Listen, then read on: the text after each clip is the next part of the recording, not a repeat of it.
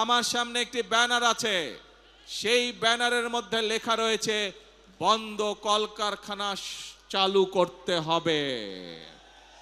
প্রিয় ভাই বোনেরা, বর্তমান সরকার বিএনপি সরকার, জনগণের ভোটে নির্বাচিত সরকার, এবং সেই জন্যই সরকার গঠিত হওয়ার পরে সাথে সাথেই আমি সংশ্লিষ্ট ব্যক্তিবর্গকে সাথে নিয়ে বসেছি এবং নির্দেশনা দিয়েছি।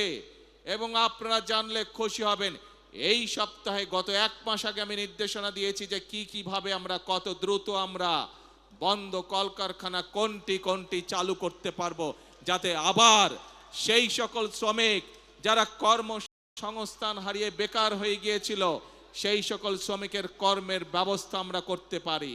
সেই মিটিংটি এই সপ্তাহে আবার নির্ধারিত হয়েছে। ইনশাআল্লাহ বাংলাদেশের অনেকগুলো কলকারখানা যেগুলো বন্ধ হয়ে গিয়েছে বিগত বছরগুলোতে, পর্যায়ক্রমিকভাবে আমরা সেই কলকারখানাগুলোকে আবার চালু করার উদ্যোগ গ্রহণ করেছি।